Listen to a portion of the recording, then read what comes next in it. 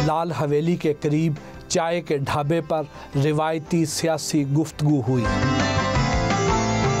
जैसे इमरान खान साहब ने कहा है कि वज़ीर-ए-आज़म हाउस को तालीमी मकासद के लिए इस्तेमाल किया जाएगा, तो लाल हवेली के बारे में भी आपके कुछ हमने तो लिख ही दिया है। वो सजान सिंह की हवेली दे दी है, 2 हवेली है मेरे पास, एक बहुत बड़ी हवेली है तो वो मैंने वेमेन यूनिवर्सिटी को दे दी। ये सोच रहा हूँ अब 6 रोड को दूँ, उसके पास एक चलेगी, लेकिन प्रॉमिस उन्हीं के साथ है।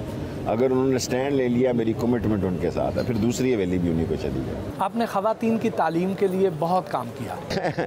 मेरी माँ अनपढ़ थी ना, तो मैंने बड़े फ्रॉड किए हैं। मेरा बाप भी अनपढ़ था, तो कॉलेज स्कूल तो मैंने छोड़ा नहीं, पता नहीं 10-15 साल तक। बाद में मेरे बाजवा शाहजवा साहब गार्डन कॉलेज में है, मैं उस वक्त दादा उस्ताद था गार्डन कॉलेज, जो कहता था वो होता था। और मैं गार्डन कॉलेज का प्रिंसिपल भी रहा हूँ। मैंने 3-4 महीने कब्जा कर लिया था गार्डन कॉलेज।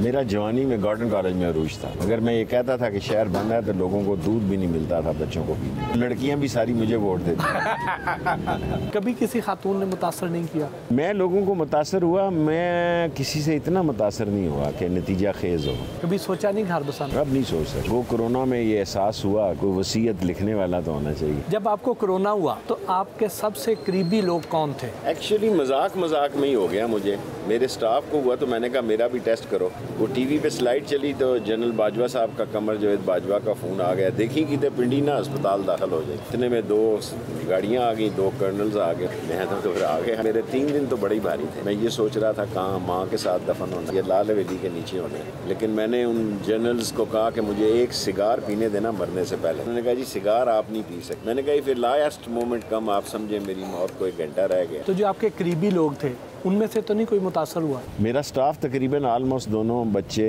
और वो किचन भी मुतासर था, बैटमैन भी मुतासर था। आप कहते हैं कि लाल हवेली का ताल्लुक श्रीनगर के लाल चौक के साथ है, जब वक्त आएगा तो पता चलेगा, ये क्या है? मेरे मरने के बाद जो तारीख लिखेंगे वो लिखेंगे कि मैंने कश्मीर में क्या किया। अभी मैं कुछ नहीं कह सकता, लेकिन मेरे मरने के बाद मीरवाज साहब और गिलानी साहब और अपने नौजवान जो हमारे हैं वो बेहतर बताएंगे। कश्मीर कब तक आज़ाद हो जाएगा? मालूम नहीं, जब तक एक भी कश्मीरी जिंदा है, कश्मीरी की जदोजहद जारी रहेगी। कश्मीर को बिल आखिर आज़ाद होना है, ये नहीं मैं कह सकता कब होगा।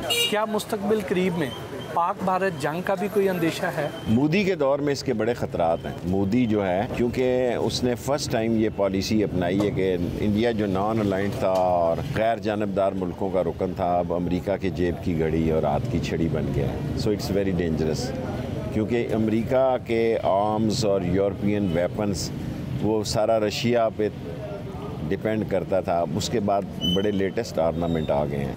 आप कहते हैं कि आंखें खुली रखेंगे तो CPEC मुकम्मल होगा, इस पे कुछ छोटी मोटी? कान भी खुले रखेंगे, आंखें खुली रखेंगे। इंटरनेशनली बहुत बड़ा तूफ़ान है CPEC के ख़िलाफ़, सब मुखालिफ हैं और दुनिया में एक 3rd वर्ल्ड वॉर को होता हुआ मैं देख रहा हूँ।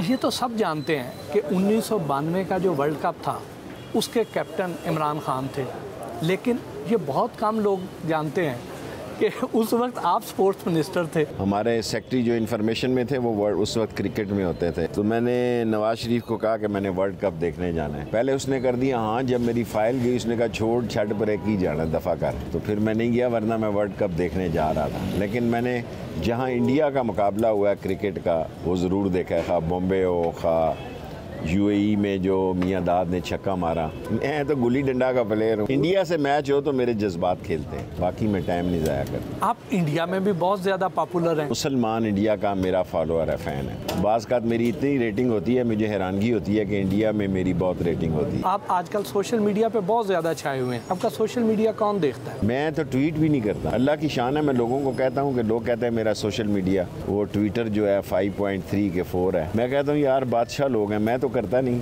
अब मैंने 1-2 ट्वीट करने सीखे हैं। मुझे नफरत है इस फ़ोन से, क्योंकि यहाँ लोग बड़े ब्लैकमेलर हैं। आम भी बात करो तो उसको टेप कर लेते हैं। अब तो नवाज शरीफ साहब भी ट्विटर पर आ गए हैं, वो क्या आपसे मुतासर हो गए? हर काम उम्र के हिसाब से करना चाहिए। ट्विटर जो है वो यंग लोगों का काम है। ढलती उम्र में और आखिरी 5 ओवर में अगर आप इस काम में पड़ गए, इस काम में अब सारी दुनिया ले। वो काम क्या जिसको सारी दुनिया कर रही हो, आदमी को वो काम करना हो जो कोई ना करे। So that is Sheikh Rashid. You should do a job which is not going to be done by anybody, that is Sheikh Rashid. ये क्या लगे हुए हैं, मैं तो इमरान खान साहब को कहता हूँ, वो भी फोन लगे रहते हैं, मैं कहीं ना किया करो। क्या नवाज शरीफ साहब अब ट्विटर पे ही रहेंगे या ग्राउंड पे भी आएंगे? क्या मैं कह सकता हूँ, मैं as a political worker Asif Zardari और नवाज शरीफ की सियासत नहीं देख रहा। मौलाना मुफ्ती महमूद की सियासत से नवाज शरीफ निकला, और फजलुर रहमान की सियासत से क्या निकलता है, we have to wait and see. क्योंकि सियासत बंदे घेर के लाना फजलुर रहमान का काम है, बाकी ये सारे जुम्मा जंज के साथ हैं। जैसा कि आप कहते हैं आन करीब नून और शीन अलग अलग हो जाएंगी। शीन मैं शबाज नहीं कहता, मेरे जहन में और कोई नाम है, मैं शेयर नहीं कर सकता। पीपल्स पार्टी नून के साथ नहीं रहेगी। देखें, इन तीनों पार्टियों ने इलेक्शन लड़ने हैं, जलसा तो करना है फजलुर रहमान ने, बाकी सारे ये जुम्मा जंज के साथ। फजलुर रहमान के पास तुलबा है, वो मजहबी बुनियादों पर ज़रूर गंद डालेगा।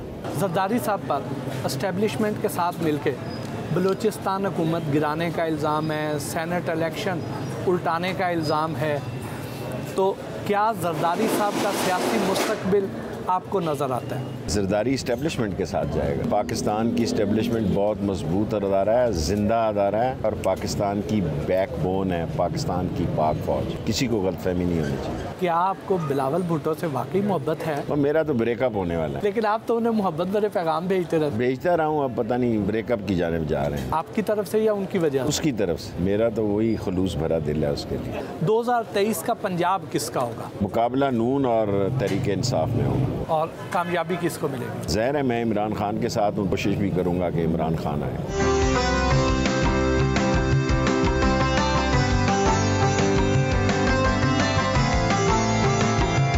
राजा बाज़ार में वाक़े अपनी पसंदीदा मिठाई की दुकान से मिठाई ख़रीदी और अहले इलाका से मुलाकात की।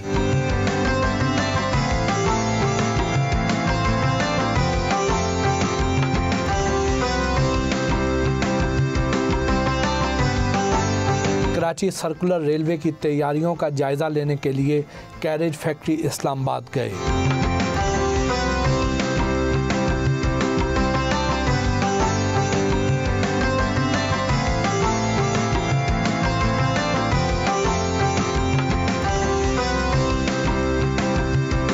रेलवे के मुलाजमीन और दीगर शुरका के जलसे से खिताब किया, उनके मसाइल के हल की यकीन दहानी करवाई और सियासी मुखालफीन पर तंज और काटदार जुमलों के तीर भी बरसाए।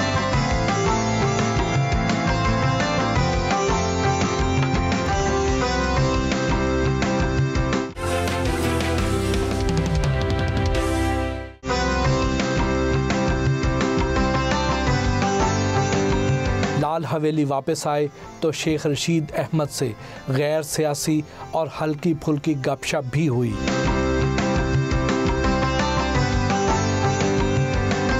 सियासत से रिटायर होने के बाद सिल्क का कारोबार आगे बढ़ाएंगे? नहीं, बहुत है, कर लिया जो कुछ कर। या सियासी टॉक शोज करेंगे? टॉक शो भी कर ही देंगे, लेकिन सैर व तफरीह करेंगे।